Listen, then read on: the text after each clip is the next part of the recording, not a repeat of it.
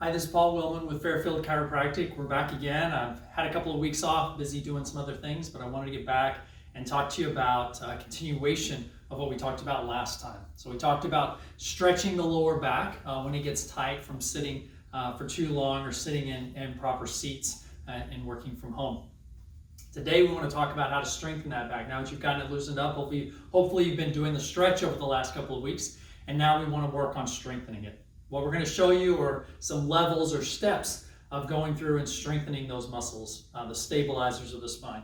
We're going to focus primarily on what's called the quadratus lumborum with QL. The abdominals and rectors will be part of that as well.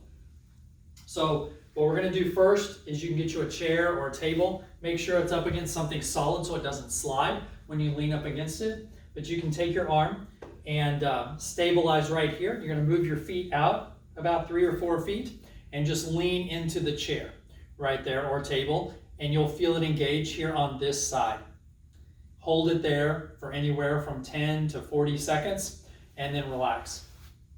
You can repeat that multiple times to work on strengthening and building the endurance, then switch sides and do the other. As I said, you can build up to levels, so once that becomes easier, then you can move onto something that sits a little lower. So you can take that same chair, turn it around, again, put it up against something stable. Now you can lean against it. Move yourself out a little farther and work on strengthening in that position. At that point, once that becomes easy, then you can move down to doing some exercises on the floor. These are a little harder, and for people with shoulder issues, this one can be a challenge. You might stick with those because they'll work on strengthening the shoulder as well as those spine stabilizers. But for others, you might want to move down into this area and work on strengthening. So here, again, the side that's being strengthened is the side that's down. And you're going to bend your legs, put your feet behind you, and you're going to stabilize yourself or lift yourself up on your knees and on your left elbow and shoulder. So you want your knees, your hip, and your shoulder all to be in a straight line. You're just going to raise yourself up from that position. Hold that for 1 to 2 deep breaths, then back down for a deep breath. Here you're going to repeat and build up to where you can do 10 repetitions, but you might be able to start only at 4 or 5 or 6 repetitions. That's fine. Just take the time to build up and get to where you can do 10 repetitions on each side. So you'll do this for the left side, then switch over and do the same thing for the right side.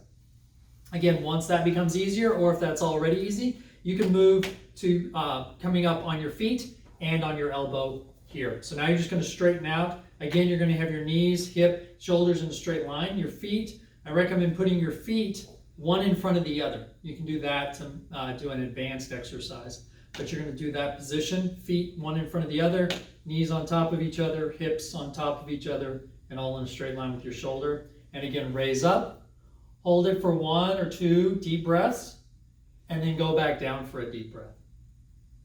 These things you can do to work on strengthening that. Again, to advance beyond that, you can actually take this exercise from this position and roll yourself to the other side and back again.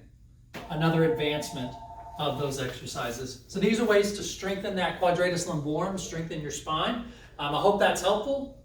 If it is, then let us know. We'd appreciate it if you'd let us know in the comments, and share with us any ideas you might have on ways to make those exercises better. Thank you. I'm Paul Willman with Fairfield Chiropractic.